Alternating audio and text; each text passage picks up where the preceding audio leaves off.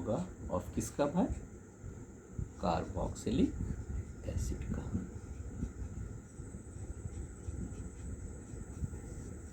ठीक है, कैसा होता है? तो सबसे पहले एसिड का फंक्शनल ग्रुप क्या होता है? फंक्शनल ग्रुप क्या होता है?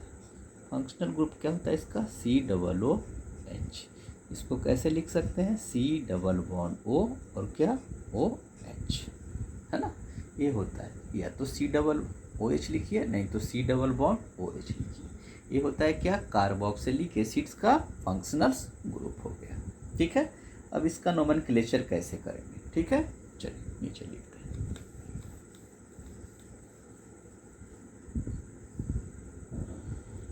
तो लिखता हूँ HCOOH, है ना। HCOOH, इसका नाम क्या होता है? Formic acid. ये आपको याद करना है, इसमें कोई रूल नहीं है। Formic acid. अच्छा, इसमें देखना है कितना कार्बन है। कितना कार्बन दिख रहा है भाई? एक ही कार्बन। तो बगल में लिख देंगे कि 1 कार्बन में 1 कार्बन का एसिड्स का नाम क्या होता है? Formic acid. दूसरा लिखता हूँ CH3COOH। कितना कार्बन है इसमें? 1 कार्बन और 1 कार्बन, कितना? 2 कार्बन। 2 कार्बन में एसिड्स का नाम क्या होता है? Acetic acid. ये आपको याद रखना है। ठीक है, इसका बेनिफिट मिलेगा याद करने का, है ना। CH3 CH2 COOH, कितना कार्बन है? 3 कार्बन। 3 कार्बन का नाम क्या होता है? प्रोपायोनिक एसिड। प्रोपायोनिक एसिड। ठीक है, प्रोपायोनिक एसिड। चलिए, CH3 CH2 CH2 COOH, कितना कार्बन है? 4 कार्बन। इसका नाम क्या होता है? Butyric acid. ब्यूटेरिक एसिड, इसका नाम क्या हो गया? Butyric acid.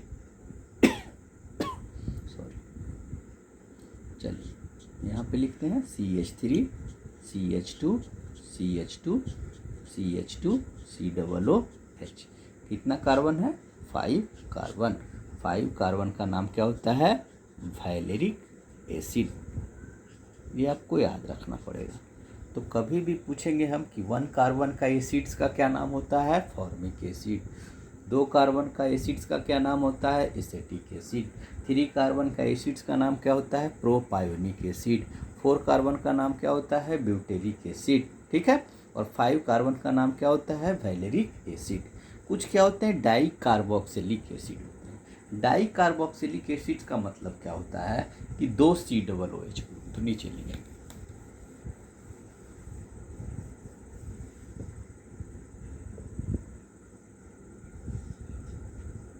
Di carboxylic acid. Di carboxylic acid का मतलब क्या होता है? 2 COOH, एक COOH और इसी के साथ COOH और अटैच हो, इसका नाम क्या होता है? Oxalic acid. क्या नाम होता है? Oxalic acid. ये आपको याद करना पड़ेगा। दूसरा CH2 COOH CH2 COOH, इसका नाम होता है क्या? Succinic acid. Succinic acid. ठीक है, तो COOH से कौन सा एसिड हो गया? Oxalic acid. CH2 COOH से कौन सा हो गया? Succinic acid.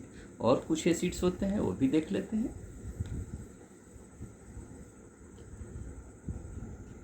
HCCOOH, ये डबल बॉन्ड होगा CH, इसका नाम क्या होता है? Malic acid. Malic acid.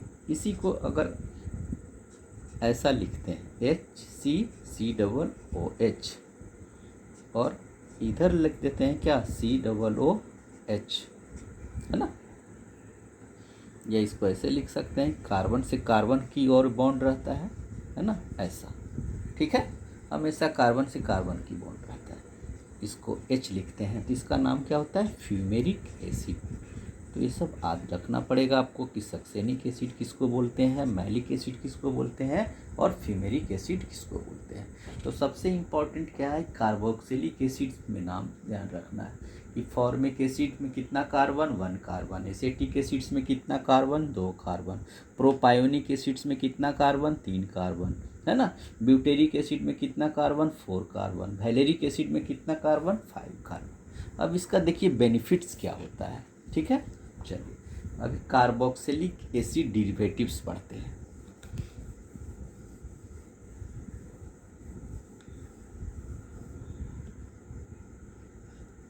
Carboxylic acid derivatives मतलब इसी के कार्बोक्सिलिक एसिड के नाम से ही नाम आता है, ठीक है। तो सबसे पहले क्या पढ़ते हैं, ईस्टर्स पढ़ते हैं, ईस्टर्स। तो इसका भी कुछ फंक्शनल ग्रुप होगा भाई, इसका भी फंक्शनल ग्रुप होगा।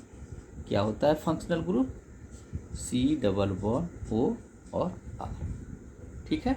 जहाँ C डबल बॉन्ड को कैसे लिख सकते हैं, C डबल बॉन्ड O और R का मतलब क्या होता है, R का मतलब क्या होता है, अल्काइल ग्रुप। जैसे CH3 हो जाए, C2H5 हो जाए, CH3 और CH3 हो जाए, ये सब क्या है, एल्काइल ग्रुप। ये सब क्या है, अल्काइल ग्रुप है, ठीक है। लेकिन ध्यान में रखना है कि R बराबर नॉट H।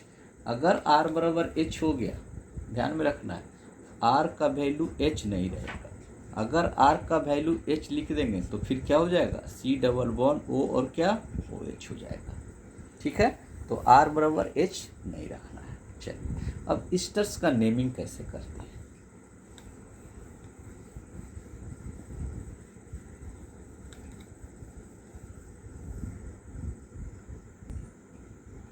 अभी नीचे लिखते हैं क्या, कॉमन नेमिंग ऑफ ईस्टर्स।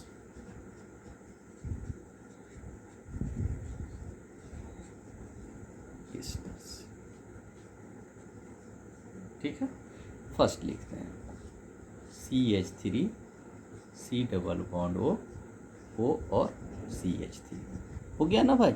अभी तो बताए थे कि फर फंक्शनल ग्रुप कैसा होता है, C डबल O और क्या R। जहाँ R की जगह पे क्या है, यहाँ पे R की जगह पे क्या लिखा हुआ है, CH3 लिखा हुआ है। अब इसका नेमिंग कैसे करना है, ठीक है। इसका नेमिंग करने के लिए क्या देखते हैं, तो सबसे पहले फंक्शनल ग्रुप पहचानना है। फंक्शनल ग्रुप में क्या लिखा हुआ है, ये ईस्टर दिया हुआ है। कैसे ईस्टर पता कर लिए कि C डबल बॉन्ड O और R। इसको ईथर नहीं समझना है, ना ही इसको कीटोन समझना है। कीटोन के लिए कैसा होता है भाई, कीटोन के लिए ऐसा होता है, एक कीटोन हो गया, तो इसको कीटोन नहीं समझना है। और ईथर के लिए भी कैसा होता है, इस टाइप से होता है। तो ऐसा नहीं समझेंगे कि सर एक कीटोन भी है और ईथर भी है। ये इस टाइप का एक अलग फंक्शनल ग्रुप है जिसका नाम क्या होता है, ईस्टर होता है। तो ये आपको समझना है कि ये कौन सा फंक्शनल ग्रुप है, ईस्टर है। इसको कीटोन नहीं बोलेंगे, ना ही इसको ईथर बोलना है। चलिए अब इसका नेमिंग कैसे करते हैं।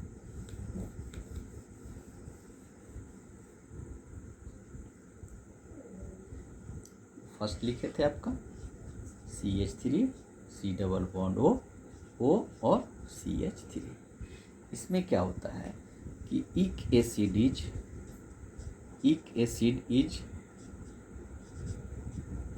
Changed to 8। इक एसिड किस में चेंज हो जाता है, 8 में, है ना। इक एसिड किस में चेंज हो जाएगा, 8 में। तो सबसे पहले इसका नेमिंग लिखने का क्या है फॉर्मूला, सबसे पहले ऑक्सीजन के जो बाद में है ना उसको लिखते हैं। ऑक्सीजन के बाद क्या है भाई, मिथाइल। तो सबसे पहले मिथाइल बच्चा की तरह लिख दिए मिथाइल। अब क्या है, कितना कार्बन बचा, 2 कार्बन का। तो 2 कार्बन का अब सोचना है, किसके बारे में सोचना है, एसिड के बारे में, कि 2 कार्बन का एसिड में क्या नाम है। तो 2 कार्बन का एसिड में, जिसमें 2 कार्बन रहता है एसिड में, उसका नाम क्या होता है, एसेटिक एसिड। क्या नाम होता है उसका, एसेटिक एसिड। तो होता क्या है कि इक एसिड इज रिमूव हो जाता है और क्या चेंज हो जाता है, ATE। मतलब एसेटिक एसिड में इक एसिड रिमूव कर देंगे और क्या जोड़ देंगे, ATE। तो इसका नाम क्या हो